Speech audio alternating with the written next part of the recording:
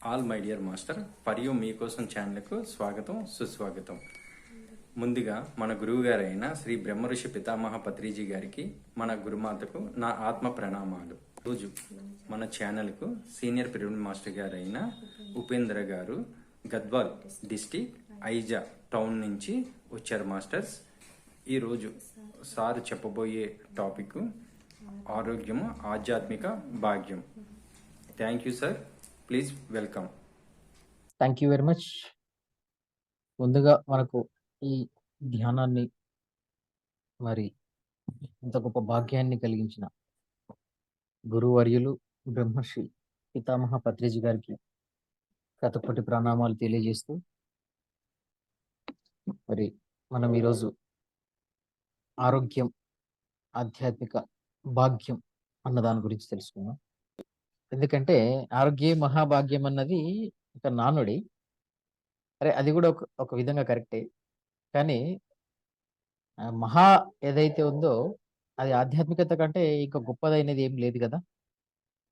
So అందుకని ఆధ్యాత్మిక భాగ్యం అని మనము చేర్చామన్నమాట. ఆరోగ్యం అంటే మనము ఏదో ఈ శరీరానికి ఆరోగ్యంగా ఉంటే చాలు అనుకుంటాం మనం. ఆరోగ్యం అన్నది ఈ శరీరానికి సంబంధించింది ఒకటేనా? ఆరోగ్యం అంటే ఏంటి అసలు? What is the meaning of health? ఆరోగ్యం అంటే ఏంటి? ఆరోగ్యం అంటే కేవలం శరీరానికి సంబంధించి మాత్రమే కాదు. ఆరోగ్యం అన్నది మనం అన్ని విధాలుగా హెల్తీగా ఉన్నాము అన్నదానికి సరైన నిర్వచనము మన గురువర్యులు మనకు ఎన్నడో చెప్పారు. ఆరోగ్యం అంటే మనము ఒకటి శారీరకంగా, మానసికంగా, తర్వాత ఆధ్యాత్మికంగా, మరి సామాజికంగా, మరి కుటుంబ పరంగా. ఒకసారి మనం అనుకుందాం. శారీరకంగా,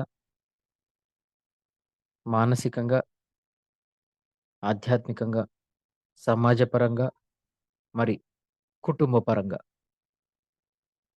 ఇవన్నీ ఉంటేనే ఆరోగ్యం. నిజమైన ఆరోగ్యం అని, నిజమైన ఆరోగ్యవంతుణ్ణి అని ఎవరైతే అంటారో వాడు ఈ అన్నిట్లో సరిగ్గా ఉంటేనే వాడు హెల్తీ పర్సన్. ఏ ఒక్కటి మిస్ అయినా కూడా అది హెల్తీ కాదు అది. మరి మనము శారీరకంగా ఆరోగ్యంగా ఉన్నామా లేదా అని తెలుసుకోవడానికి గురువుగారు ఏం చెప్పారంటే, శరీరానికి మనం ఎంత ఆహారాన్ని ఇస్తున్నాం. మరి అది ఈ మధ్య ఒక రీసెర్చ్ ఏం చెప్తుందంటే, మనం ఎంత తిన్నామన్నది కాదు, మనం తినే ఆహారం అంట. మనం తినే ఆహారము మన ఆలోచనల పైన, మన చేష్టల పైన దాదాపు 70-80% వరకు ప్రభావం చూపిస్తుంది. కాబట్టి మన గురువు గారు ఏం చెప్తారంటే, ఆహారం విషయంలో చాలా చక్కగా చెప్తారు ఆయన. ఎప్పుడు ఫ్రెష్ గానే ఉండాలి ఫుడ్ అని. దాని విషయమై నాకు ఇప్పుడు ఒకటి గుర్తొచ్చింది. ఆయన చెప్పిన ఆహారం నియమంలో యుక్తాహారం, మితాహారం, నిరాహారం. వాటిలో ఒక్కసారి తెలుసుకుందాం. యుక్తాహారం, మితాహారం, నిరాహారం అని మంచిగా మనకు 3 పాయింట్స్ చెప్పారు ఆయన. ఒక్కొక్క పాయింట్ గురించి తెలుసుకుందాం. యుక్తాహారం అంటే సరైన ఆహారాన్ని తీసుకోవాలి. ఎప్పటికప్పుడు ఫ్రెష్‌గానే తినాలి. మరి శాకాహారాన్ని మాత్రమే తినాలి. ఎందుకంటే ఆయన మనకు శాకాహారం ఎందుకు తినాలని చాలామంది గురువులు చెప్తుంటారు. చాలామంది కూడా మనకు ఎన్నో రీసెర్చ్‌లు కూడా చెప్తుంటాయి. శాకాహారం తినడం వల్ల మనకు ఎన్నో లాభాలున్నాయి మన శరీరానికి అదంతా కూడా. ఇది శాకాహారం తినడం అన్నది మొట్టమొదటి ఆరోగ్యానికి మొట్టమొదటి మెట్టనమాట. ఫస్ట్ మనం శాకాహారం ఖచ్చితంగా పాటించాలి. ఎవరైతే శారీరక ఆరోగ్యాన్ని కోరుకునే వాళ్ళు ఉన్నారో వారు ఖచ్చితంగా శాకాహారి అయ్యి తీరాలి. వాడు శాకాహారి అయితేనే శరీరక ఆరోగ్యానికి సరైన అర్హుడు. మరి యుక్తాహారం అన్నాం. తినే ఆహారం గూడా యుక్తాహారం అంటే మంచి ఆహారం తీసుకోవాలి. ఫ్రెష్‌గా వెజిటబుల్స్ గానీ, ఫ్రెష్‌గా ఉన్న ఫ్రూట్స్ గానీ, ఆహ్, మనోళ్ళు చాలా మంది నిన్నోళ్ళు ఏం చేస్తుంటామంటే ఫ్రిడ్జ్‌లో పెట్టిన 2, 3 రోజుల సాంబారు, లేదంటే ఫ్రిడ్జ్‌లో పెట్టిన చట్నీలు, కొన్ని అవి తీసి మనం చేస్తుంటాం. అది యుక్తాహారం అనిపించుకోదు. యుక్తాహారం అని ఏదనిపించుకుంటుందో, యుక్తాహారం అని మనం దేన్ని అంటామంటే, ఎప్పుడైతే మనం ఫ్రెష్‌గా అప్పటికప్పుడు చేసుకొని తిన్న ఆహారాన్ని మాత్రమే యుక్తాహారం అంటాం. ఇప్పుడు ఫర్ ఎగ్జాంపుల్ ఒక జంతువుని తీసుకుందాం. జంతువులు చూడండి ఏం చేస్తాయంటే అవి అప్పటికప్పుడు ఒక సింహం ఉంటుంది. అప్పటికప్పుడు ఏదో దాని వృత్తి అది. ఇప్పుడు దానికంటూ ఫుడ్ కావాలంటే ఒక జింకని వేటాడి తింటుంది. అది ఫ్రెష్‌గా అప్పటికప్పుడు తింటుంది. అది తిన్న తర్వాత మిగిలిన ఫుడ్ అంతా గూడా అది ఆహ్, తీసి పెట్టుకోదు. మనలాగా ఫ్రిడ్జ్‌లాగా లేదంటే ఎక్కడో గుహలో తీసి పెట్టుకోదది. అది తిన్న తర్వాత వదిలిన ఆహ్, ఆహారం ఏదైతే ఉంటుందో, ఆ ఫ్లెష్ కొన్ని నంబర్ ఆఫ్ యానిమల్స్ తింటాయంట. ఒక 10, 20 జంతువులు ఆహారాన్ని తింటాయి. మరి ఎన్నో గద్దలు గూడా ఆ కళేబరాన్ని తింటాయి. అంటే ఇక్కడ మాంసము దాని గురించి మనం మాట్లాడట్లేదు. దాని యొక్క ఆహారం గురించి మాట్లాడుతున్నాం. జంతువు ఏదైతే ఉందో, ఇప్పుడు ఒక ఆవే ఉందనుకోండి. ఒక ఆవు అప్పటికప్పుడు గడ్డి తింటుందది. అప్పటికప్పుడు ఆ గడ్డిని తింటుంది. మళ్ళీ నెమరు వేస్తుంది. దానికి నెమరు వేసుకొని మరి దాని నుంచి మనకు ఆ పాలను లేదంటే అది ఇస్తుంది. ఒక ఎద్దు గానివ్వండి, ఏదైనా గాని ఒక పిచ్చుక ఉంటుంది. పిచ్చుక ఎళ్లి ఆహ్, ఆ పిల్లలకి తన పిల్లలకి ఎక్కడెక్కడనో తిరిగి వెళ్లి ఫుడ్‌ని తీసుకొనొస్తుంది. అది తిని మరి కొంత ఫుడ్‌ను వాటికి తీసుకొనొస్తుంది. ఆహ్, జంతువులకన్నిటికి తెలుసు యుక్తాహారం అంటే ఏంటి? మన ఆహారం ఎలా ఉండాలి అని. కానీ మనమే ఆహారము యుక్తాహారం లేకుండగా, ఫ్రెష్‌గా లేకుండగా ఎంత అంటే అంత తింటుంటాం మనం. కాబట్టి మన ఆహారం అన్నది ఫ్రెష్‌గా ఉండాలంట. ఆహ్, చాలా గొప్ప ఇది అన్నమాట మనం. మంచి ఆహారం నుంచే మనకు ఎంతో ఇది ఉంటుంది. మనం ఆహ్, ఉదయాన్నే లేసి పాత పచ్చడిలు, లేదంటే పాత సాంబార్లు అవన్నీ తిన్నప్పుడు ఏమవుతుందంటే, మన లోపల డైజెస్ట్ సిస్టమ్ అన్నది సరిగ్గా పనిచేయదు. మనం మార్నింగ్ లేయనంటే ఈ ఇదొక మిషన్ లాగా పనిచేస్తుంటుంది. ఈ శరీర అవయవంలో తిరిగి దానికి ఆ డైజెస్ట్ సిస్టమ్ సరిగ్గా పనిచేయాలి అంటే, దానికి సరైన ఆహారాన్నెయ్యాలి. ఇప్పుడు ఒక మిషన్ వర్క్ చేస్తుంది. ఒక ఇంజిన్ ఉందండి. ఆ ఇంజిన్‌కి పెట్రోల్‌కి బదులు మనం డీజిల్ పోయం గదా! అలాగే ఒక కార్‌కి ఆయిల్ చేంజ్ జేయాలి. ఆయిల్ చేంజ్ చేసినప్పుడు ఆ పాత ఆయిల్ తీస్తేనే గదా కొత్త ఆయిల్ వచ్చేది. ఆ పాత ఆయిల్‌తో అలాగే ఉంటే ఏమవుతుంది? ఇంజిన్ పాడైపోతుంది. అలాగే మన ఇది గూడా మన శరీరంలో ఏ పాత ఆహారాలు గాని, లేదంటే ఆహ్, ఆహ్, మేకింగ్ ఫుడ్స్ అని కొన్నుంటాయి. మేకింగ్ చేసినవి కొన్ని. చేసి ప్యాకెట్‌లలో, డబ్బాల్లో పెట్టుంటాయి. అవన్నీ యుక్తాహారాలు కాదు. అవి అయుక్తాహారాలు. యుక్తమైన ఆహారాలు కాదవన్నీ. కాబట్టి యుక్తాహారం అంటే అప్పటికప్పుడు ఫ్రెష్‌గా చేసుకొని తినాలి. అప్పటికప్పుడు ఏది మనకు చక్కగా ఫ్రెష్‌గా ఉంటుందో అది ఫ్రెష్‌గా చేసుకొని తినాలి. మన గురువుగారు మనకు అలాగే చెప్పారు. యుక్తంగా తినాలి మనం ఆహారము. ఫ్రెష్‌గా తినాలి. మనం ఆహారం ఫ్రెష్‌గా తీసుకున్నప్పుడే మన మన ఆలోచన విధానం కానీ, మనం చేసే నడవడిక గాని, మనం మాట్లాడే మాటలు గాని ఫ్రెష్‌గా ఉంటాయి. యుక్తంగా ఉంటాయి. కాబట్టి యుక్తాహారం అన్నది చాలా ఇంపార్టెంట్. తర్వాత మితాహారం అన్నారా? Quality food first. ఫుడ్‌లో క్వాలిటీ ఉండాలి. తర్వాత నేను చెప్పేదంతా కూడా శాకాహారం ఫుడ్డే. ఫస్ట్ నేను అందుకని చెప్పాను. సరైన ఆరోగ్యానికి ఫస్ట్ శాకాహారం అన్నది చాలా ఇంపార్టెంట్. సో, కాబట్టి యుక్తాహారం, తర్వాత మితాహారం. ఆహారం మితంగా తినాలంట. ఇప్పుడు మనకు బాగా ఆకలేసింది. కడుపంతా ఖాళీగా ఉంది. ఆహ్, ఖాళీగున్న కడుపులో మనం ఎంతెయ్యాలి? నాకు కడుపు ఖాళీగున్నప్పుడు దానికి ఎంత అవసరం ఫుడ్డు, అంతకంటే ఒక 20% తక్కువనే వెయ్యాలంట. గురువుగారు ఏమంటారంటే, మనకు ఫర్ సపోజ్ ఇంత ఆకలైంది. ఇంత ఆకలైతే మనం ఎంత తినాలంటే, ఇంతే తినాలంట. ఇంతే తినాలి. ఇంత ఆకలైతే మనం ఇంత ఆకలైతే ఇంత తినకూడదు. ఎంత రుచిగున్నా కూడా ఇంత ఆకలైతే ఇంతే తినాలి. అందుకని గురువుగారు మితాహారం అంటారాయన. ఎందుకంటే ఆహ్, నాకు నచ్చిన ఒక పాయింట్ ఏంటంటే, మనం ఎప్పుడైతే ఖాళీ కడుపు ఏం చేస్తుందంట, మన మనస్సుని, మన ఆలోచన విధానాన్ని, మన శరీరాన్ని చురుకుగా పనిచేసేలా చేస్తుందంట. మనం ఏదైనా ఒక పని చేస్తుంటే కూడా అది చురుకుగా ఉంటుందంట. చురుకుగా దానిపైన కూడా మనం ఫోకస్ చేస్తామంట. కాబట్టి ఖాళీ కడుపు అన్నది ఆహ్, ఎంత యూజ్ అంటే ఎంత ఫ్రెష్‌గా వర్క్ చేస్తామంటే ఎంత ఉల్లాసంగా ఉంటాం. ఒకసారి మీరు ట్రై చేసి చూడండి. బాగా రుచిగా ఉన్నా కూడా ఫుల్‌గా తిన్నామనుకోండి. అప్పుడెలా ఉంటుంది? ఫుల్‌గా తిన్నప్పుడు ఎలా ఉంటుంది సార్? కడుపు నిండగా తినింటాం. నిండుగా తిన్నప్పుడు ఎట్లుంటది మొత్తం అసలు? అబ్బా! కుంభకర్ణంలా తినేసామింక. ఇంక పడుకోవాలనిపిస్తుంటుంది. అదే మనకు కొంత ఖాళీ ఉందనుకోండి.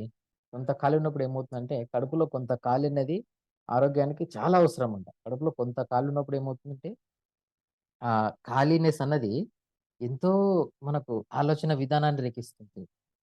ఆలోచన విధానాలను రేకెత్తిస్తుంటుంది. మరి అలాగే ఆహ్, చురుకుగా పనిచేసేలా చేస్తుంది మనకు. మనం యాక్టివ్‌గా ఉండేలాగా చేస్తుంది రోజంతా గూడా. మరి అలాగే ఈ ఆహార విధానంలో 24/8 అన్నది నాకు మంచిగా అనిపించింది. నేను దాన్ని ఫాలో అవుతున్నాను కూడా. 24/8 అన్నది ఎలా అంటే రోజులో 24 గంటలు ఉంటుంది గదా! 24 గంటల్లో మనము 8 గంటలు ఒక్కసారి ఫుడ్ తీసుకున్నామంటే ఆహ్, ఈ డైజెషన్ సిస్టమ్‌కి 8 హవర్స్ టైమ్ ఇవ్వాలంట. ఒకసారి మనం ఫుడ్ తీసుకుంటే 8 హవర్స్ గ్యాప్ ఇవ్వాలి. 8 హవర్స్ గ్యాప్ ఇచ్చినప్పుడు అప్పుడేమవుతుందంటే 24/8 చేస్తే మనకు రోజుకి ఆహ్, 3 పూటలు తింటాం గదండీ! కానీ 24 గంటల్లో మనం 8 గంటలకు ఒకసారి ఫుడ్ తిన్నప్పుడు మనం రెండే పూటలు తింటాం అట్లాంటప్పుడు. ఎందుకంటే నైట్ అంతా ఒక 8 హవర్స్ మనకు పడుకోవడానికి, తర్వాత మిగతా యాక్టివిటీస్ సరిపోతుంది. మార్నింగ్ ఒక 10కి తిన్నామనుకోండి. 10, 11, 12, 1, 2, 3, 4, 5, 6 మళ్ళీ 6కి తింటాం. 6 అయిన తర్వాత మళ్ళీ నైట్ మిడ్‌నైట్ ఏం తినము గదా! 8 అవర్స్ ఆ టైంలో. సో, కాబట్టి food to food 8 hours gap ఉండాలన్నారు. యోగుల ఫుడ్ అంట ఇది యాక్చువల్‌గా. ఈ మధ్య అంటే ఒక 2 ఇయర్స్ నుంచి నాకు నా డై డైజెషన్‌కి నా బాడీకి నేను ఇది చేసుకున్నానన్నమాట. యోగుల ఫుడ్ అంట 8-8 ఉంటదంట. మార్నింగ్ ఒకసారి ఫుడ్ తీసుకుంటే మళ్ళీ 8 అవర్స్ ఖచ్చితంగా మనము దానికి ఆ బాడీకి 8 అవర్స్ తర్వాతనే ఇవ్వాలంట మళ్ళీ మనం. ఎంత ఆకలైనా కూడా 8 హవర్స్ తర్వాతనే దానికి ఫుడ్ అంటే మరీ అంత ఆకలవ్వదు. అంటే యోగిక్ ఫుడ్ సిస్టమ్ అన్నది ఇలా ఉంటుంది. యోగిక్ ఫుడ్ సిస్టమ్ అంటే 8 హవర్స్ టు 8 అవర్స్ ఆ మెషిన్ వర్క్ చేయడానికి ఆహ్, తర్వాత మన శరీరం అనే కాదు. మన మనస్సు, తర్వాత మనం ఉత్సాహంగా పనిచేయడానికి ఇదంతా గూడా యోగిక్ ఫుడ్ సిస్టమ్ ఇది 24/8 అనే ఒక మంచి ఇది నాకనిపించింది. నేను ఫాలో చేశాను గూడా కొన్ని రోజులు. మంచిగా అనిపించింది నాకు. తర్వాత ఈ మితాహారాన్ని యుక్తాహారం గురించి మనం తెలుసుకున్నాం. ఆహారంలో. తర్వాత మితాహారం. మితాహారం అంటే మితాహారమే మనం ఇంతకుముందు కొంచెం అంటే ఎంత ఆకలైతుందో, ఇంత ఆకలైతే కొంచెం తినాలి. ఖాళీ కడుపుతో ఉండాలి. తర్వాత నిరాహారం అన్నారు గురువుగారు. నిరాహారం. ఆయన ఏమంటారంటే వారంలో ఒక 3 రోజులు ఫుడ్ ఒక 3 రోజులు ఫుడ్ తీసుకోండి. అంటే లిక్విడ్ ఫుడ్.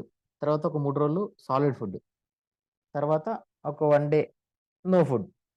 అట్లా గురువుగారు ఒక 1 వీక్‌లో 7 డేస్‌లో ఒక 3 రోజులు సాలిడ్ ఫుడ్, ఒక 3 రోజులు లిక్విడ్ ఫుడ్, మళ్ళా ఒక రోజు నో ఫుడ్.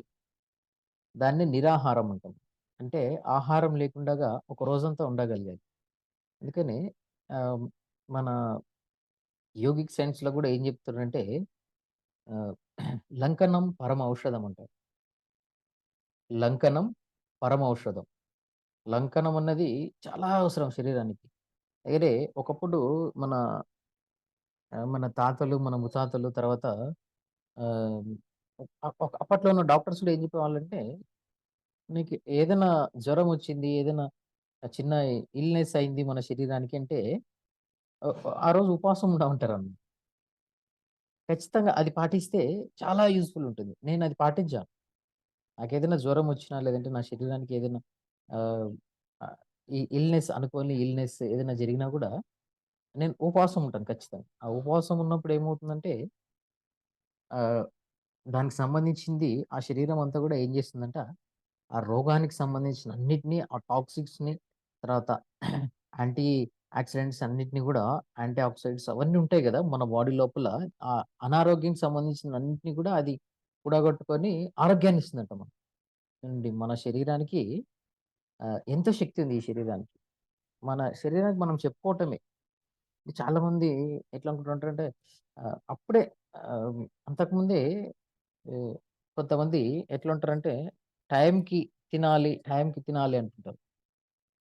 సో, అంటే నా విషయంలో టైంకి తినడం అన్నది రాంగ్. మన గురువుగారు కూడా చెప్పారు. టైంకి తినడం అన్నది అది రాంగ్ కాన్సెప్ట్. ఎందుకంటే ఆకలైనప్పుడు మాత్రమే తినాలి. టైంకి తినాలి అన్నది మనం ఏం చేసామంటే మన మైండ్‌కి చెప్పుకున్నాం మనం. మనం టైంకి తినాలని మన ఈ మనసుకు చెప్పుకున్నాం. చెప్పుకున్నప్పుడు అదేం జేస్తుంది, మార్నింగ్ నాకు 9:30కి టిఫిన్ టైమ్ అయింది. తినేసేయాలి. టిఫిన్ తినాలి. గాబరా గాబరా ఉంటుంది. ఆ టెన్షన్ ఉంటుంది. ఆహ్, అప్పుడు టైంకి తినాలన్నప్పుడు ఎట్లుంటదంటే, మనం దాన్ని ఫిక్స్ చేసినాం కాబట్టి, ఆ టెన్షన్ నుంచి మన లోపలున్న నర్వ్స్ అంతా గూడా బాగా బిగించుకుపోయి ఉన్నప్పుడు, అప్పుడు ఎట్లుంటుందంటే, నాకు ఆకలేస్తుందన్న భావనలో మనం ఏం చేస్తుంటామంటే ఆహ్, సరైన ఫుడ్‌ని తినం మనం. క్వాలిటీ ఫుడ్ తినం. యుక్తాహారాన్ని తినం మనం. ఏదుంటే అది తినేస్తాం. ఎందుకంటే టైంకి తినాలి కాబట్టి. ఏదుంటే అది తినేసినప్పుడు ఏమవుతుంది? ఆ శరీరానికి యుక్తాహారము చేసినట్టేనా అది అయుక్తమైన ఆహారం అవుతుంది. అది యుక్తాహారం అవ్వదు. అయుక్తమైన ఆహారం అవుతుంది. కాబట్టి టైంకి తినాలన్నది అది రాంగ్ కాన్సెప్ట్. ఆకలేసినప్పుడు తినాలి. ఎప్పుడైతే మనం ఆకలేసినప్పుడు మన ఈ శరీరానికి మనం ఇస్తామో ఇంతకుముందు మనం ఒక జంతువు గురించి అనుకున్నప్పుడు అది ఆకలేసినప్పుడు మాత్రమే తింటుందంట. ఆకలేసినప్పుడు బాగా సాలిడ్‌గా ఓ దాదాపు నాకు తెలిసి ఒక సింహము, పులి అంట అది 4 రోజులకొకసారో, 5 రోజులకోసారో వేటాడుతుందంతే. బాగా తింటుందంట. ఒక్కసారి ఫుల్‌గా తినేసి ఇంకా అది వదిలిపెడుతుంది. దాని కళ్ళ ముందు ఫుల్లు తిన్న తర్వాత ఏదైనా కనిపించినా కూడా దాన్ని వేటాడదంట అది. దాని యొక్క స్వభావం అది. బాగా ఆకలేసినప్పుడు మాత్రమే తింటుంది. సో, అలాగే మనం కూడా మన శరీరానికి ఈ శరీరం మనం చెప్పినట్టు మనం వినాలి. ఈ శరీరము మనం ఏం చెప్తే అది వినాలి. మనము కొన్ని మన సబ్‌కాన్షియస్ మైండ్‌లో ఆల్రెడీ అనుకున్నాం. నాకు ఆహ్, మార్నింగ్ కాఫీ తాగితేనే నాకు మంచిగుంటుంది. లేదంటే మార్నింగ్ ఈ టైంకి నేను కాఫీ తాగాలి. లేతే మార్నింగ్ ఈ టైంకి నేను టిఫిన్ చేయాలి. ఆఫ్టర్‌నూన్ 1 కల్లా లంచ్ చేయాలి. ఈవినింగ్ మళ్ళీ స్నాక్స్ తినాలి. మళ్ళీ నైట్ ఈ టైం కల్లా తినాలి. అని మన శరీరానికి మనం చెప్పుకున్నాం. లేకుంటే నాకు గ్యాస్ పడుతుందేమో ఇది ఆహ్, గ్యాస్ ట్రబుల్ అన్న దాని గురించి నేను బాగా రీసెర్చ్ చేశాను యాక్చువల్లీ. నాకు బాగా గ్యాస్ ఉంది అని బాగా ఫీల్ అయ్యేవాడిని నేను. ఒక 10 ఇయర్స్ బ్యాక్ నేను హైదరాబాద్‌లో ఉన్నప్పుడు చిన్న జాబ్ చేస్తున్న టైంలో టైంకి తినేవాడిని కాదు. వర్కు జరుగుతున్నప్పుడు టైంకి తినేవాడిని కాదు. గ్యాస్ పట్టింది అని బాగా అనుకునేవాడిని. అయితే ఇట్లనే ఒక బుక్‌లో చదివాను నేను. మన బాడీ గురించి మనం ఏమనుకుంటే అదే మనకు చేస్తదంటది. మనం ఏమనుకుంటే అదే మనకి రిపీట్ అవుతుందది. మన బాడీ గురించి. అంతే కదా! అని నేనేమో అప్పటినుంచి ఇంకా కొన్ని శారీరక నియమాలు పాటించడం స్టార్ట్ చేశాను. మన శరీరానికి ఏది మనం చెప్తున్నాము అని చాలా సూక్ష్మంగా నేను ఆలోచనని గమనించటం మన శరీరంకి నేనిప్పుడు ఆహ్, నా శరీరానికి గ్యాస్ అని చెప్తున్నానా? నా శరీరం గ్యాస్ ట్రబుల్ అయిందని నేను చెప్తున్నానా? లేదంటే నాకు ఆకలవుతుందని నేను చెప్తున్నానా? అని అబ్జర్వ్ చేయడం మొదలుపెట్టాను. అప్పుడు నాకు అప్పటినుంచి ఇప్పటి వరకు దాదాపు 10 ఇయర్స్ అవుతుందేమో గ్యాస్ ట్రబుల్ అన్నది లేదు నా జీవితంలో. గ్యాస్ ట్రబుల్ అన్నది లేదు. ఒక టాబ్లెట్ కూడా ఆ విషయం గురించి గ్యాస్ ట్రబుల్ గాని, ఏదైనా గాని గురించి నేను వాడలేదు కూడా. ఎందుకంటే మనం అనుకున్నవే అవన్నీ కూడా. నాకు గ్యాస్ ఉందేమో, నాకు గ్యాస్ ఉందేమో అని అనుకున్నప్పుడు మనకి అదే వస్తుంది. మన శరీరానికి మనం చెప్పాం కాబట్టి అది మనకు రిలీజ్ చేస్తుంది. సో, మనం ఏది చెప్తే అదే మనకు రిలీజ్ చేస్తుంది. కాబట్టి నిరాహారం అన్నది శరీరానికి చాలా అవసరం. ఈ ఈ ఎప్పుడైతే మనం ఇంతకుముందు అనుకున్నట్లు ఈ కడుపు ఖాళీగున్న టైంలో దానికి సంబంధించిన యాంటీ ఆక్సిడెంట్స్‌ని అదంతా రిలీజ్ చేసుకొని దానికి సంబంధించిన ఆరోగ్యకరమైన ఈ శరీరానికి ఆరోగ్యకరమైన కణాలని మరి వాటి యొక్క ఈ జీవనాడుల్ని అది రిలీజ్ చేస్తుంది. అప్పుడు ఖాళీగా ఉంటుంది గదా! ఆ డైజెషన్ సిస్టమ్ పనిచేయదు. అలా దాన్ని అది రిలీజ్ చేస్తుంది. సో, కాబట్టి ఆహ్, మితాహారం ఈ శరీరానికి చాలా అవసరం. ఆరోగ్యకరమైన శరీరానికి చాలా అవసరం. మరి అలాగే రోజు కొంత సమయము ఆరోగ్యానికి యోగా, ధ్యానాలు అన్నది చాలా అవసరం. శరీరంలో పనిచేసే ఈ 72 నాడులు ఏవైతే ఉన్నాయో వాటన్నింటికి శక్తిని అందించాలి ఎప్పటికప్పుడు. ఇక్కడ మనకు 2 విషయాలు. ఒకటి ఆహ్, శరీరానికి మనం తినడం ద్వారా ఇచ్చేది బలం. ఫుడ్ ద్వారా ఏదైతే మనం శరీరానికి ఇస్తున్నామో అది మన శరీరానికి బలం చేకూరుస్తుంది. మరి శక్తి ఎలా చేకూరుస్తుంది శరీరానికి అంటే, మనం ధ్యానం చేయటం ద్వారా ఆ శరీరానికి శక్తి చేకూరుస్తుంది. మన లోపల ఉన్న ఈ 72,000 నాడులు బ్రహ్మరంధ్రం ద్వారా ఉన్న ఈ 72,000 నాడులు శుద్ధి చెరిగి, ఆ శుద్ధి జరిగిన ఈ 72,000 నాడుల్లో అన్నిటిని పైన నుంచి కింద దాకా ఉన్న అన్ని నాడులన్నీ శుద్ధి చెరిగి, ఒక వాటర్ పైప్‌లో అది ఆహ్, ఏదైనా క్లీన్ క్లెన్జింగ్ జరిగి పాకర ఏదన్నా ఉంటే అది మొత్తం కొట్టుకుపోతుందో ఫోర్స్‌డ్‌గా అలాగే గాఢ ధ్యాన స్థితిలో మన నాడులన్నీ కూడా శుద్ధి చెరిగి క్లెన్జింగ్ అయిపోతుంటాయి. క్లీన్ అయిపోతుంది. సో, అందుకనే శరీరానికి ఫుడ్ ద్వారా మనము శక్తి బలాన్నిస్తే ధ్యానం ద్వారా మనము శక్తినిస్తున్నాం. ధ్యానం ద్వారా మరి యోగా ద్వారా మనం మన శరీరానికి శక్తినిస్తున్నాం. సో, కాబట్టి శారీరక ఆరోగ్యానికి ఒక చక్కటి నియమాలు ఏవైనా ఉన్నాయంటే నేను ఇదే చెప్తాను.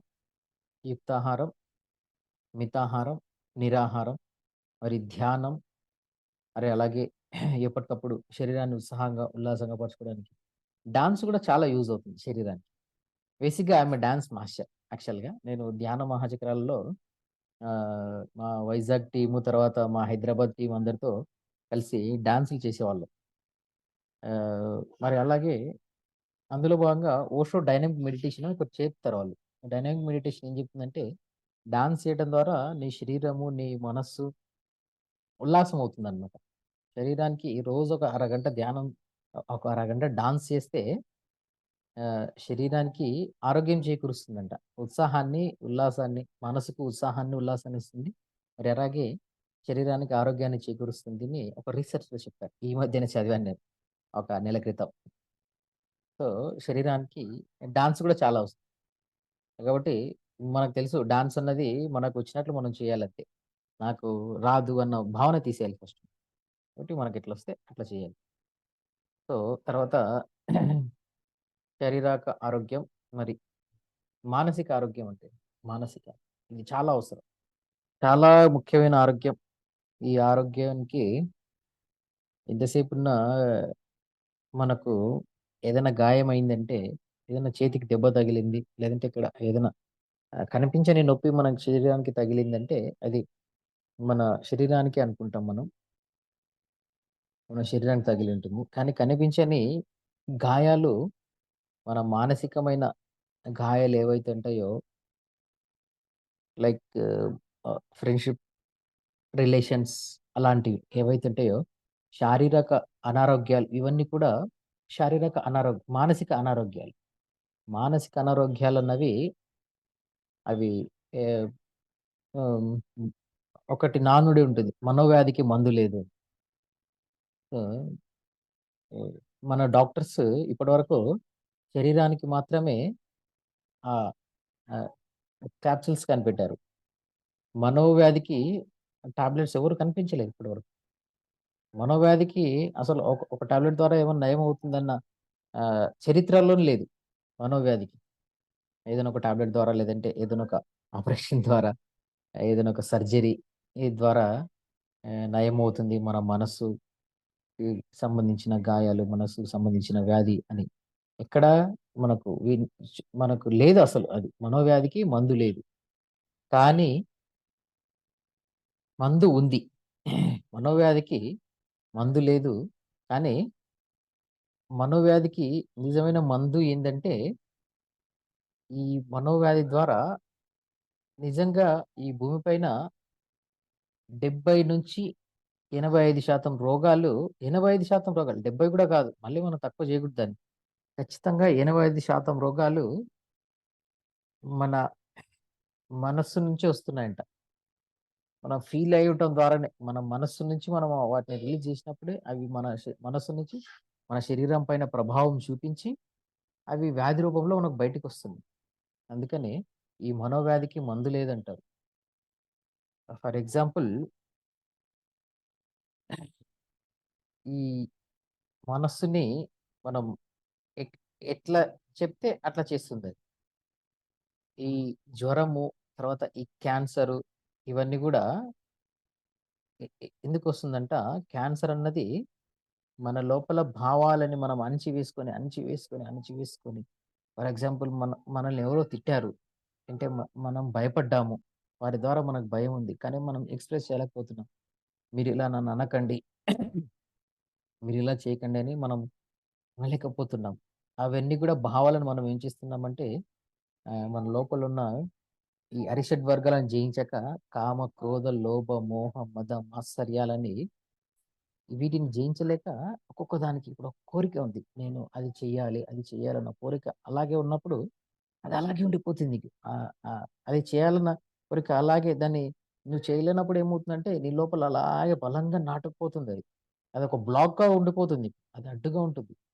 ఒకానొక టైంలో ఒకడి పైన నీకు కోపంగా ఉంది. కోపంగా ఉన్నప్పుడు వాడితో దాన్ని ఎక్స్‌ప్రెస్ చెయ్యాలి. చేయలేకపోతున్నావు నువ్వు. చేయలేకపోయినప్పుడు ఏమవుతుంది? నీ లోపల అలాగే అది నాటుకుపోయి రోగంగా బయటకొస్తుంది. కాబట్టి మానసిక వ్యాధికి అసలైన మందు ఏందంటే ధ్యానం అనే నేను నేర్చుకున్నాను. మన గురువుగారు చెప్పిన అసలైన ఆహ్, మందు ఏంటంటే శ్వాస మీద ధ్యాస ధ్యానం మాత్రమే. ఎందుకు అంటే దీనిపైన రిసర్చ్ చేశాను. ఒక్కొక్క దానిపైన ఒక్కొక్క రోగం ఎందుకు ఈ రోగాలు ఇట్లా ఉన్నాయి? నేను వైజాగ్‌లో డాక్టర్ జీకే సార్‌తో ఆహ్, ఆహ్, 1 ఇయర్ మేము అప్పుడు వైజాగ్‌లో జీకే సార్‌తో జర్నీ చేశాం. జీకే గారితో జర్నీ చేసినప్పుడు ఆయన ఈ మనోవ్యాధి గురించి ఎక్కువ ఎక్కువ చెప్తుంటారు. స్పిరిచ్యువల్ టాబ్లెట్స్ అని ఈ దీనికి ఆధ్యాత్మికతను జోడించి ఈ మనోవ్యాధిని ఎలా నయం చేయాలి అని ఒక్కొక్క దాని పైన చాలా కాన్సెప్ట్ చేస్తుంటారసలు. నాకు చాలా మంచిగా అనిపించింది. ఆయన కాన్సెప్ట్స్ అసలు జ్వరమొస్తుంది. జ్వరమొస్తే దానికి అఫర్మేషన్స్ ఎలా చెప్పుకోవాలి? తర్వాత ఆహ్, తలనొప్పి వచ్చింది. తర్వాత నీ ఫ్యామిలీతో సరిగ్గా లేవు. మరి అలాంటప్పుడు ఎలాంటి అఫర్మేషన్స్ చెప్పుకోవాలి? మరి నీ నీ సమాజంలో నువ్వు సరిగ్గా లేవు. ఈ సమాజం చుట్టుపక్కల నీకు సరిగ్గా లేదు. మరి అలాంటప్పుడు ఎలాంటి అఫర్మేషన్స్ చెప్పుకోవాలి? ఇవన్నీ గూడా మానసిక వ్యాధికి కారణాలవుతుంటాయండి. సో, కాబట్టి ఈ మనోవ్యాధికి అసలైన మందు ఏంటంటే ధ్యానము, మరి దానితో పాటు సజ్జన సాంగత్యం. ప్రతీదీ మన మనస్సునే ప్రభావితం చేస్తుంది కాబట్టి ఏదైనా మనకు ఏదైనా ఒక పని జరిగినా, ఏదైనా చూసినా కాబట్టి ధ్యానము, సజ్జన సాంగత్యం, మరి స్వ అధ్యాయం కూడా చాలా ఉపయోగపడుతుంది. స్వ అధ్యాయం అంటే మనల్ని మనం అధ్యయనం చేసుకోవటం. దానికి ఒక మెయిన్ వచ్చేసి పుస్తకాలు చదవటం. స్వ అధ్యాయంలో భాగంగా. మరి సజ్జన సాంగత్యం వచ్చేసి ఆహ్, ఎప్పటికప్పుడు మనం ఆహ్, ఈ మధ్య తెలుసుకున్న ఒక ఈ మధ్య గాదు చాలా రోజుల నుంచి మనం వింటూనే ఉన్నాం.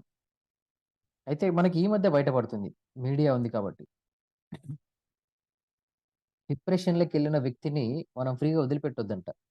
అందుకని ఆహ్, టాటా గ్రూప్ రతన్ టాటా గారు ఆయన ఏం చేశారంటే డిప్రెషన్‌లోకెళ్ళే ఆహ్, వాళ్ళ కోసం ఒక సెపరేట్ టీమ్‌ని తయారు చేశారాయన. ఒక యాప్‌ని పెట్టి ఆహ్, డిప్రెషన్‌లోకెళ్ళి వాళ్ళు ఎవరైతే డిప్రెషన్‌లో ఉన్నారు, డిప్రెషన్‌లో ఉన్నామని మనం దాంట్లో ఇది చేసినామంటే వాళ్ళు నీతో కనెక్ట్ అవుతారు. అందుకని మనిషితో మనం ఎప్పుడైతే కమ్యూనికేట్ అవుతామో, మాట్లాడుతుంటామో మనలో ఉన్న ఆ భావాలన్నీ కూడా తగ్గిపోతుంటాయి.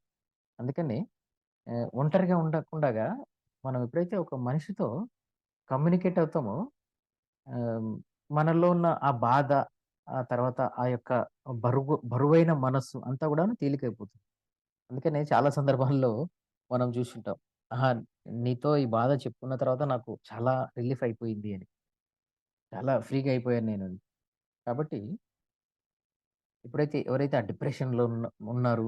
ఇవన్నీ మెయింటైన్ చేయడం ఇదంతా గూడా ఎందుకంటే, మన మానసిక మన మనస్సు పైన ప్రభావం చూపిస్తుంది. మన మనసు పైన ప్రభావం చూపించినప్పుడు అది ఆరోగ్యం అనిపించుకోదు.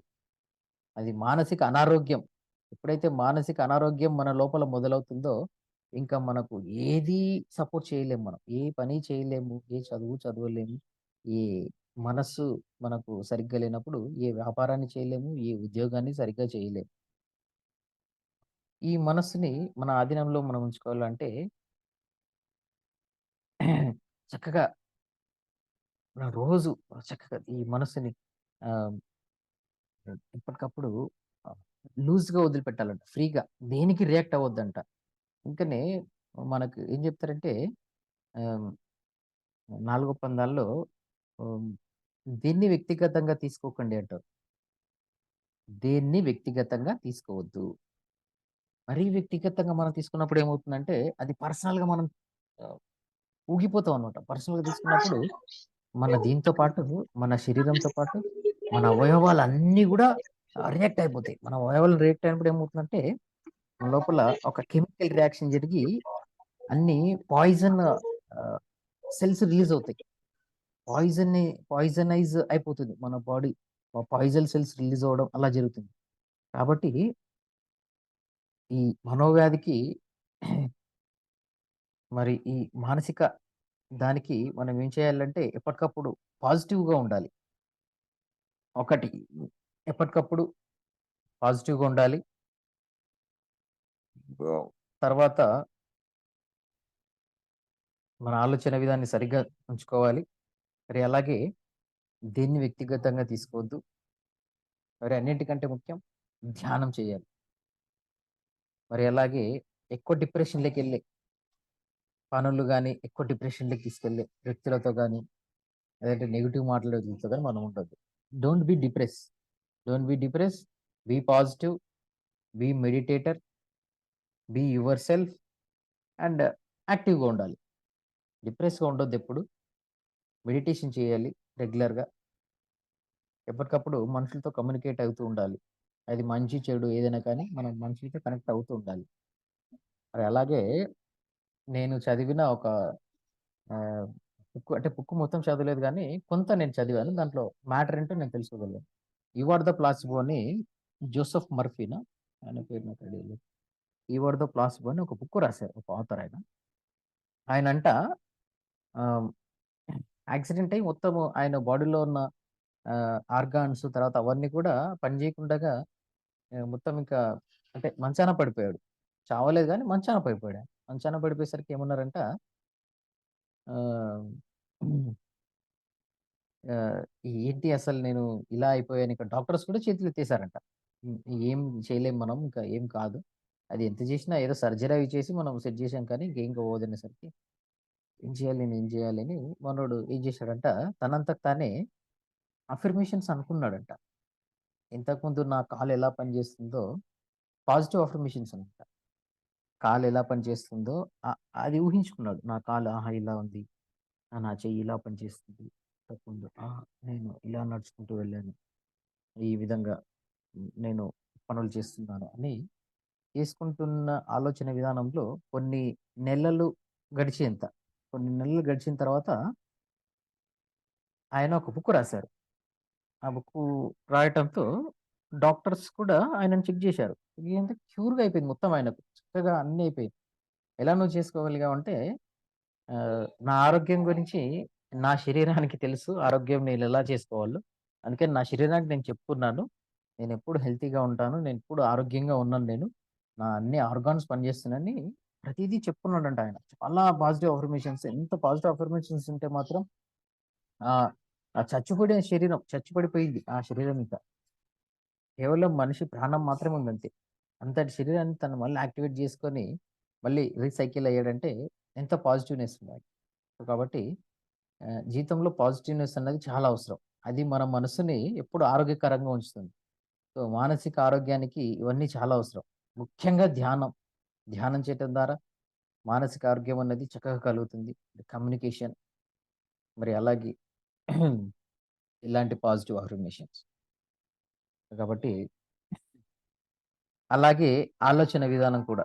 దీని గురించి ఒక పాయింట్ చెప్పడం మర్చిపోయాను నేను. ఈ యుక్త యోచనం, మిత యోచనం, నిర్యోచనం. యుక్త యోచనం అంటే ఆహ్, చక్కగా ఆలోచించాలి. అంటే పాజిటివ్‌గా ఆలోచించాలి, మంచిగా ఆలోచించాలి. ఎవరైనా మంచిగా మనకు ఎవరైనా ఎదురయ్యిందనుకోండి, వాడి గురించి మనం నెగెటివ్‌గా ఆలోచించొద్దు. వాడి గురించి మనం మంచిగానే ఆలోచించాలి. యుక్త యోచనం, మంచి యోచనంతోనే ఉండాలి ప్రతి ఒక్కరి పైన. మనం ఆలోచించేది గూడా ఇప్పుడు నేనేదో పని జేయడానికెళ్తున్నాను. నాకు మంచిగా అవుతుంది ఆ పని. యెస్, నేను సాధించగలను. నా నుంచి అవుతది. అన్న ఒక పాజిటివ్‌తోనే వెళ్ళాలి మనం. నా నుంచి ఏమవుతుందేమో, నా నుంచి అవుతదో కాదో అన్నప్పుడు ఏమవుతుందంటే, నీ మనస్సు ఇంకా కుంగదీయబడుతుంది. కృంగదీసి చాలా డిప్రెస్‌లోకెళ్ళిపోతావు. సో, కాబట్టి యుక్త యోచనం అంటే క్వాలిటీగా ఆలోచించాలి. మరి మంచిగా ఆలోచించాలి. నిర్యోచనం, మిత యోచనం అంటే మితం అంటే ఎక్కువ ఆలోచించకూడదు. ఏ దాని గురించి ఎక్కువ ఆలోచించొద్దు. ఆహ్, దేన్ని వ్యక్తిగతంగా తీసుకోవద్దన్న దాని గురించి ఇదే వస్తుందన్నమాట. మరీ దీని గురించి పెద్దగా ఆలోచించకూడదన్నమాట. ఇప్పుడు నేను ఏదైనా ఒక పని చేస్తున్నాను. నేను ఈరోజు సతీష్ గారు చెప్పినప్పుడు ఆహ్, క్లాస్ చెప్పాలి సార్ మీరు అన్నారు. అన్నప్పుడు సరే సార్ చెప్తాను అన్నాను. అయిన తర్వాత సబ్జెక్ట్ ఏది అని అడిగారాయన. సరే సార్ నేను మళ్ళీ దాని గురించి చెప్తానండి అని చెప్పాను నేను. అంటే జస్ట్ మరుసటి రోజు కొంచెం ధ్యానంలో కూర్చున్న తర్వాత నాకు ఆ సబ్జెక్ట్ చెప్పాలనిపించింది. నాకు ఆ వర్డ్ వచ్చింది లోపల నుంచి. ఆ వర్డ్ వచ్చింది. ఆరోగ్యం, ఆధ్యాత్మిక భాగ్యం అని. చూడండి ఆహ్, ఆహ్, ఎక్కువ ఆలోచించలేదు నేను దాని గురించి. మరీ ఎక్కువ దేని గురించి ఎక్కువ ఆలోచించకూడదనమాట. సీరియస్‌గా తీసుకోవద్దు. దేని గురించి ఎక్కువ ఆలోచించొద్దు. మితంగా ఆలోచించాలి ఏదైనా కూడా. మరి యుక్తయోచనం, మితయోచనం, నిర్యోచనం అంటే ఆలోచన లేని స్థితి ఇంకా. ఆలోచన లేని స్థితి. మనందరికి తెలుసు ఆలోచన లేని స్థితి ఎలా వస్తుంది అని. అయితే ఒక రీసెర్చ్ ఏం చెప్తుందంట యాస్ సైంటిఫిక్ రీసెర్చ్ ఒక మానవుడు సగటున రోజుకు 70,000 ఆలోచనలు చేస్తున్నాడంట. 70,000 ఆలోచనలు చేస్తున్నాడు. మనం 70,000 ఆలోచనలు చేస్తే అన్ని వేల ఆలోచనలు చేసిన ప్రతి ఆలోచన మనం వర్క్ చేస్తున్నామా? ఒక ఆలోచన ఇప్పుడు నేను క్లాస్ చెప్పాలి అనే ఆలోచన వచ్చింది కాబట్టి ఇక్కడ మీ ముందున్నాను. సతీష్ గారికి క్లాసు వారితో చెప్పించాలని నాకు ఆలోచన వచ్చింది కాబట్టి ఆయన నాకు కాల్ చేశారు. ఒక ఆలోచన మాత్రమే మనకు పని చేస్తుంది. మరి 70,000 ఆలోచనలు చేస్తే మనకు అన్ని అన్ని పనులు చేయగలుగుతున్నాం మనం 70,000 పనులు రోజుకి. 50,000-70,000 ఆలోచనలు మనకొస్తే అన్ని పనులు మనం చేయగలుగుతున్నాం. చేయట్లేదు. మరి, మరి అన్ని ఆలోచనలు మనం చేస్తున్నప్పుడు యుక్త యోచనం ఎలా అవుతుంది? ఆ యుక్త యోచనం మనం యుక్తంగా ఆలోచించాలి అంటే సరైన ధ్యానాన్ని మన జీవితంలో అలవరుచుకోవాలి. యుక్త యోచనం, మిత యోచనం, నిర్యోచనం. మెల్లమెల్లగా క్వాలిటీ మెడిటేషన్. తర్వాత క్వాలిటీ మెడిటేషన్ చేసినప్పుడు ఏమవుతుందంటే, క్వాలిటీ ఆఫ్ థాట్స్ మన లోపలికొస్తుంటాయి. మెల్లమెల్లగా ఫస్ట్ ఆలోచనలు ఎక్కువ ఉంటాయి. మెల్లమెల్లగా ఆలోచనలు తగ్గుతాయి. తర్వాత నువ్వు మిత యోచనంకొచ్చావు. యు యుక్త యోచనం, క్వాలిటీ ఆఫ్ థాట్స్. తర్వాత మెల్లమెల్లగా ఆలోచనలు తగ్గాయి. తర్వాత నిర్యోచనం. ధ్యానం చేస్తున్నప్పుడు నీకు ఆలోచన రహిత స్థితే వెళ్తుంది. దాన్నే నిర్యోచనం. ఇంకా ఎలాంటి ఆలోచనలుండవు. ఎలాంటి ఆలోచనలుండవు ఇంక. అప్పుడు ఆ ఆలోచన రహిత స్థితిని నిర్యోచనం అంటారు. మరి అప్పుడు ఎంత శక్తి మనకు వస్తుంది చూడండి. అప్పుడు మన మనసుకి ఎంతో శక్తినివ్వబడుతుంది. కాబట్టి మన జీవితంలో దీన్ని చక్కగా అలవరుచుకోవాలి మనం. ఎప్పటికప్పుడు ఆలోచనలేని ఎన్ని ఆలోచనలు చేస్తున్నాను. ఆలోచన నేను ధ్యానంలో కూర్చున్నప్పుడు కూడా నాకు ఈ ఆలోచన వచ్చింది అంటే నాకు ఆహా! ఇది అవసరమా నాకు అని డిలీట్ అంటే ఇంక వెళ్ళిపోవాలి ఇంక ఆలోచన. మన మన లోపల కూర్చున్నామంటే మన లోపల డిలీట్ అన్నామంటే అది వెళ్ళిపోవాలి ఇంక మనం. అంత క్వాలిటీ ఆఫ్ మెడిటేషన్ మనము చేసుకోవాలి. సో, కాబట్టి మానసిక ఆరోగ్యానికి ఇయన్నీ కూడా చాలా ఉపయోగపడతాయి. యుక్త యోచనం, మిత యోచనం, నిర్యోచనం అన్నది చాలా అవసరం మానసిక ఆరోగ్యానికి.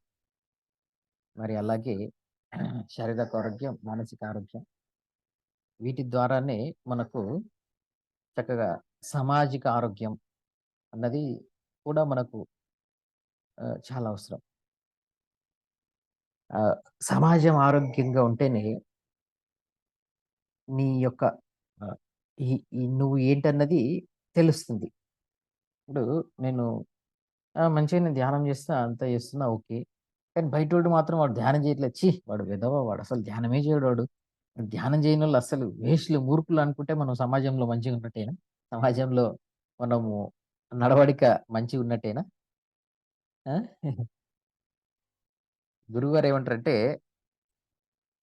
Spirituality is a simplicity. Spiritual persons ఎప్పుడైనా సింపుల్‌గా ఉండాలంట. అందరిలో కలిసిపోవాలి. అందరితో ఉండాలి. అందరిలో కలిసిపోవాలి. మరి నీలో నువ్వు ఉండాలి. ఇప్పుడు ఒక తామరాకు నీటి తామరాకు పైన నీటి బిందువు ఎట్లుంటది? ఆకు అది మొత్తం బురదలో ఉంటుంది. ఆ తామరాకు. బురదలో ఉన్న ఆ తామరాకు పైన మనం నీ నీటి బిందువు వేస్తే ఎట్లుంటదది? తేలుతూ ఉంటుందది. అంటుకోదనమాట అది. సో, అలాగే మనం కూడా సమాజంలో అంటున్నట్టుగా ఉండాలి. ఒక సాక్షిగా ఉండాలి. మన కర్తవ్యాలను మనం నిర్వర్తిస్తూ, మన పనులను మనం చేసుకుంటూ, ఎవరికి ఏం చెప్పాలో, ఏం చెయ్యాలో ఎప్పటికీ ఆహ్, సహకార దృక్పథం అన్నది ఉండాలంట. సహకార దృక్పథం ఉన్నప్పుడు ఏమవుతుందంటే, మనం ఇంతకుముందు అన్నప్పుడు మన మానసిక ఆరోగ్యం బావుంటుంది ఫస్ట్. మానసిక ఆరోగ్యం మంచిగున్నప్పుడు మన ఆహ్, సామాజికంగా కూడా మనం ఆరోగ్యంగానే ఉంటాం. కాబట్టి ఈ హెల్పింగ్ నేచర్ అన్నది ఉండాలి. ప్రతి ఒక్కరు కూడా అది అలవరుచుకోవాలి. ఎవరికైనా లేకుంటే కూడా ఖచ్చితంగా అలవరుచుకోండి. హెల్పింగ్ నేచర్ అంటే ఆహ్, గురువుగారు చెప్పిన చక్కటి నియమాలు ఏమిటంటే, నీకు ధ్యానం వచ్చా? ఆ! వాడికి ధ్యానం నేర్పించు. సరే నీకు డాన్స్ వచ్చా? వాడికి డాన్స్ నేర్పించు. నీకు ఏదొచ్చో అది వాడికి నేర్పించు అంటారు ఆయన. నీకు ఏదొచ్చో అది వాడికి నేర్పించు.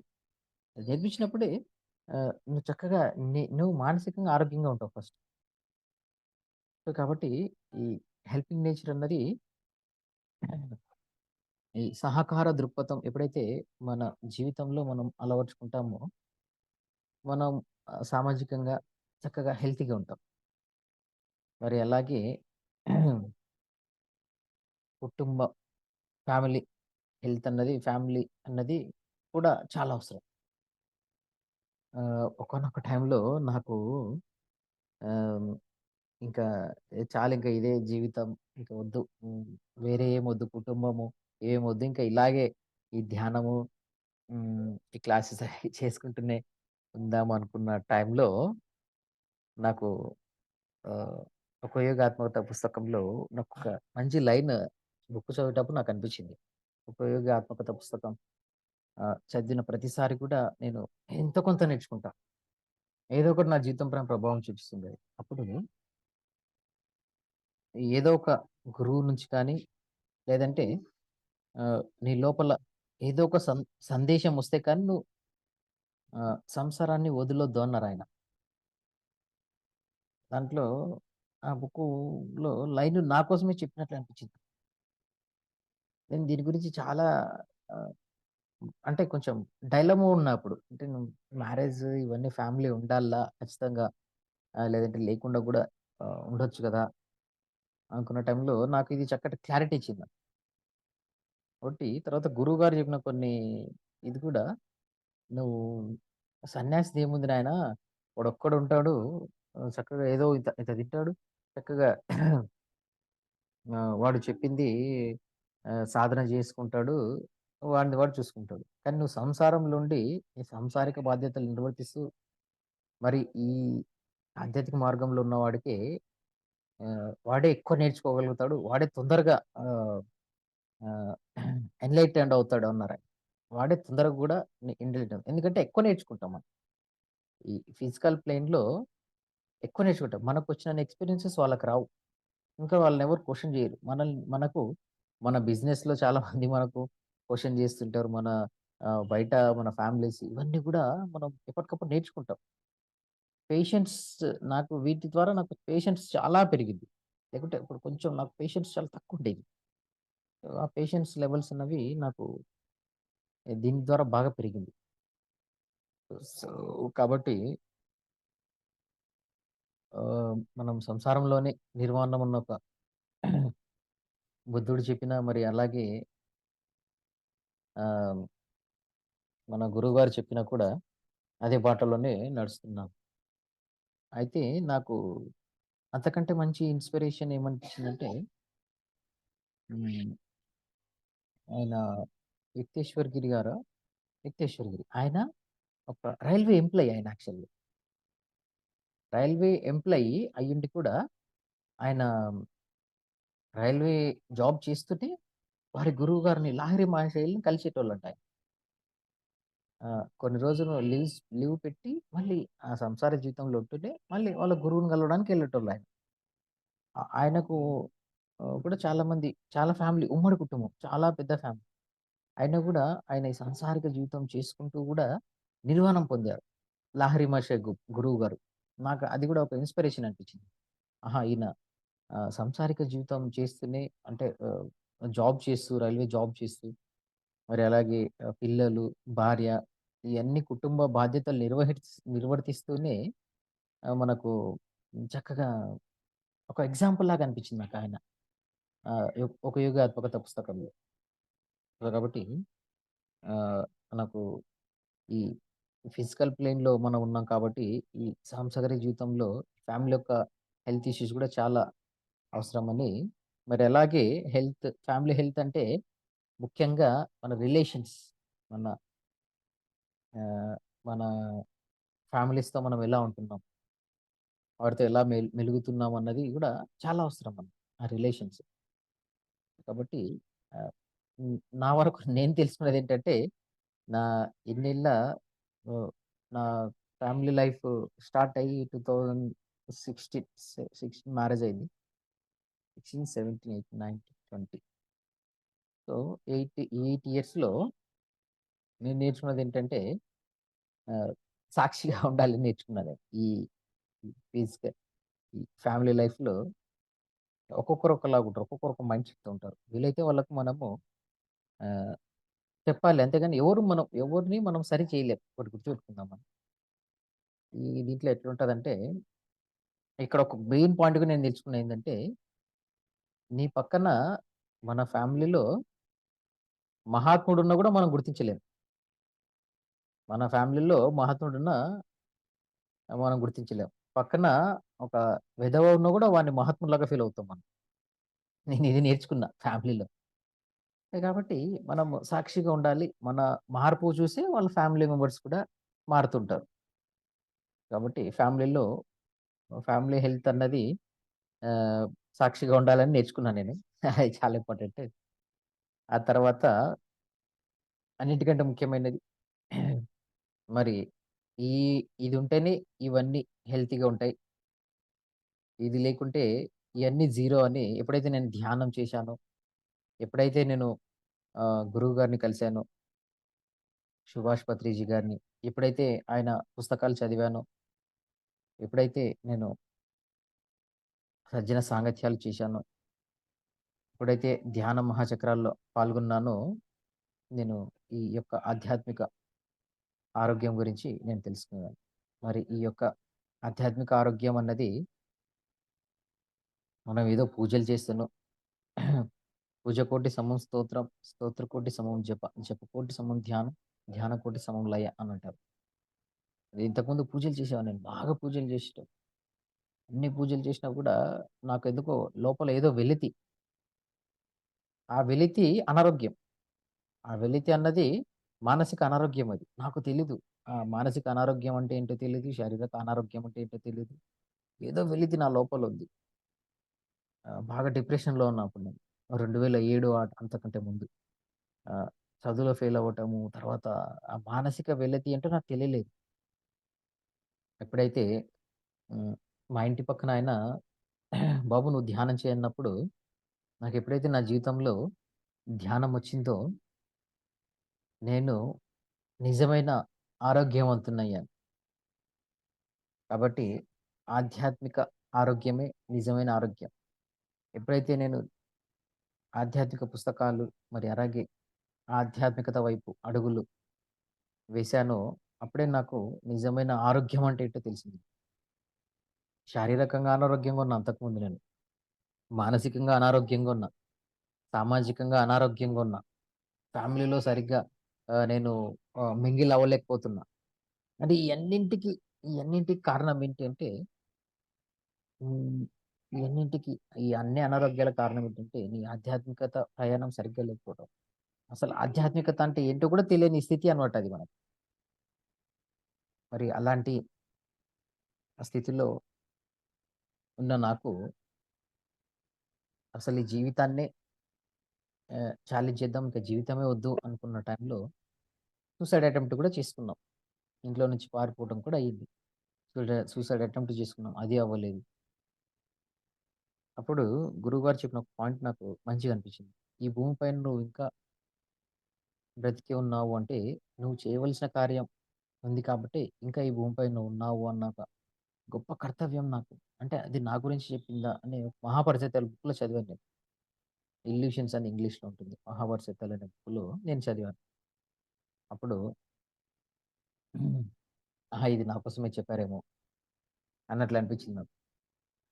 అప్పుడు ఈ ధ్యాన సాధన చేస్తున్న క్రమంలో ఫస్ట్ నేను మానసికంగా హెల్త్ అయ్యాను. తర్వాత శారీరకంగా హెల్తీ అయ్యాను. మానసిక ఆరోగ్యం లేకుండా శారీరక ఆరోగ్యం రాదు. ఎప్పుడైనా గుర్తుంచుకుందాం మనం. మానసిక ఆరోగ్యం నుంచి మాత్రమే శారీరక ఆరోగ్యం వస్తుంది. శారీరక ఆరోగ్యం నేను ఆరోగ్యంగా ఉన్నాను అనుకుంటారేమో కానీ, అది వాళ్ళు 100% ఆరోగ్యంగా ఉన్నట్టు కాదు. శారీరక ఆరోగ్యం నుంచి మాత్రమే మానసిక మానసిక ఆరోగ్యం నుంచి మాత్రమే శారీరక ఆరోగ్యం. మరి శారీరక ఆరోగ్యం నుంచి మాత్రమే మిగతావన్నీ కూడా. ముఖ్యంగా అన్నిటికంటే ముఖ్యంగా ఈ ఆధ్యాత్మిక భాగ్యం మనకెప్పుడైతే కలుగుతుందో, ఆధ్యాత్మిక భాగ్యం అంటే ఫస్ట్ మెట్టు ధ్యానం చేయటమే నువ్వు. ఆధ్యాత్మిక భాగ్యం నీకు కలిగింది అంటే, అందుట్లో ఆధ్యాత్మికంగా నువ్వు ఆరోగ్యంగా ఎదగాలి అనుకుంటే, మొదటి మెట్టు ధ్యానం. నేను ఒక ధ్యానమే అని కాదు నేను. అన్ని రీసెర్చ్ చేశాను. అందుకనే నా గురువుగారు ఎందుకు నచ్చుతారంటే పత్రిజీ గారు, "నువ్వు ఇదొక్కటే ఉండొద్దు. అన్నీ అన్నీ తెలుసుకో" అన్నారు ఆయన. గాయత్రి పరివార్‌లో గాయత్రి మంత్రం పఠించాను కొన్ని రోజులు. తర్వాత సత్యసాయి సేవా ఆర్గనైజేషన్‌లో కొన్ని రోజులు వర్క్ చేశాను. తర్వాత ఈషా ఫౌండేషన్‌లో కొన్ని రోజులు అంటే చూసాను నేను. అన్నీ అబ్జర్వ్ చేశాను. వా ఓ వాళ్ళ దగ్గర ఉన్న రిజ ఏంటి అసలని. అన్ని పుస్తకాలు చదివాను. ఈ organizations, Art of Living books చదివాను. ఈ ఆర్గనైజేషన్స్ అన్నీ ఆహ్, ఆహ్, ఫస్ట్ అంతకంటే ముందు భక్తి మార్గంలో ఉన్నాను. ఇయన్నీ తెలుసుకున్న తర్వాత మన గురువుగారు ఏం చేశారంటే, అన్నిటిని ఒక మనకు ఒక మిక్స్ చేసి మంచి జ్యూస్ లాగా ఇచ్చారు. ఇది చక్కగా ఇయన్నీ కాదు నాయనా నువ్వు ఈ ఈ పుస్తకాలు చదువు. ఈ పుస్తకం చదివితే నీకు చక్కగా దీనికి సంబంధించిన ఒక గొప్ప శాస్త్రం నీకు తెలుస్తుంది అని అలా ఆధ్యాత్మిక ఆరోగ్యాన్ని మనకు అందించారు గురువుగారు. మరి ఇవన్నీ మన జీవితంలో ఉంటేనే మనకు ఆధ్యాత్మిక భాగ్యం కలిగింది. అంతేకాని ఏ ఒక్కటి లేకున్నా కూడా మనం ఆరోగ్యంగా ఉన్నట్టు కాదు. ఆరోగ్యంగా నువ్వున్నావు అంటే ముందు నువ్వు మానసికంగా ఆరోగ్యంగా ఉన్నావా? నువ్వు ఇంకా నీ లోపల ఏమైనా భావాలు అణిచిపెట్టుకొని ఉన్నావా? ఈ ఈ భావాలన్నీ అణిచిపెట్టుకొని ఉన్నావు. నువ్వు ఎవరితో చెప్పలేకపోతున్నావు. అలాంటప్పుడు వెళ్ళు పైకి వెళ్ళు. పైకి వెళ్లి గట్టిగా అరచాలి. ఆ! అని మొత్తం ఆకాశం పైన చూస్తూ గట్టిగా అరచాలంట. ఓషో చెప్తారు. నువ్వెప్పుడైతే బాగా గట్టిగా అరుస్తావో, గట్టిగా ఏడ్చేస్తావో, నీకు ఏడ్చాలనిపిస్తే గట్టిగా ఏడ్చి, అరచాలనిపిస్తే గట్టిగా అరిచేసేయి. నీ లోపల ఉన్న బ్లాక్స్ అన్నీ క్లియర్ అయిపోతాయి. బాగా డాన్స్ చెయ్యి లేదంటే. ఫుల్లుగా డాన్స్ చెయ్యి. బాగా డాన్స్ చేసినప్పుడు కూడా నీ లోపల ఉన్న భావాలన్నీ క్లియర్ అయిపోతాయి. కాబట్టి మానసిక ఆరోగ్యం అనేది చాలా అవసరం. మానసిక అనారోగ్యం నుంచే మనకు దాదాపు 70, 85% రోగాలొస్తున్నాయి. 85% రోగాలు మానసిక అనారోగ్యం నుంచి మాత్రమే వస్తున్నాయి అని బల్లగుద్ది చెప్తారు. కాబట్టి మానసిక ఆరోగ్యం అన్నది ప్రతి ఒక్కరికి చాలా అవసరం. నువ్వు చిన్నప్పటి నుంచి నీ లోపల ఏవో భావాలన్నీ అణిచిపెట్టుకున్నావు. అణిచిపెట్టుకొని పెద్దయిన తర్వాత అదే అదే క్యాన్సర్ కుండలాగా అవుతుంది. క్యాన్సర్ కుండ ఎలా అవుతుందంటే నీ లోపల ఎన్నో భావాలు అణిచిపెట్టుకున్నావు. బాగా రగిలిపోతున్నావు. వాడిపైన కోపంగా రగిలిపోతున్నావు. గత వారం రోజుల నుంచి, 4, 5 రోజుల నుంచి బాగా రగిలిపోతున్నావు. ఫుల్లు జ్వరమొస్తుంది నీకు. వాడిపైన బాగా అరిచేసావు నువ్వు. ఫుల్లు జ్వరమొస్తుంది. ఎందుకంటే వాడిపైన బాగా కోపంతో ఉన్నావు. బాగా వాడిపైన రగిలిపోతున్నావు నువ్వు. వాడి ఆ కోపాన్ని అంతే. సో, కాబట్టి ఆహ్, ధ్యానం ఏం చేస్తుందంటే ఎప్పటికప్పుడు మన ఈ మానసిక ఆరోగ్యాన్ని మనకు కొంత కొంత శక్తి రూపంలో మనకిస్తుంది. మన మనసుకు శక్తినిస్తుంది. అదే ఆరోగ్యంగా మనకు ట్రాన్స్‌ఫర్ అవుతుంది. సో, కాబట్టి మరి ఇయన్నీ ఆరోగ్యాలు మనకి వచ్చిన తర్వాత ఇంతకంటే గొప్ప భాగ్యం ఏముంటుంది? ఇదే ఆధ్యాత్మిక భాగ్యం అంటే. కాబట్టి మనకు ఇంతటి గొప్ప ఆధ్యాత్మిక భాగ్యాన్ని మనకందించిన గొప్ప గురువర్యులు, మరి ఎందరో గురువులు 'మహావతార్ బాబాజీ' గారికి, మరి అలాగే ఈ భూమండలంపై ఉన్న ఎంతోమంది మాస్టర్స్‌కి అందరికీ గూడా శతకోటి ప్రణామాలు. Thank you sir. మన ఛానల్కి వచ్చి ఎంతో ఆత్మజ్ఞానాన్ని అందించినందుకు thank you sir. Thank you. Thank you.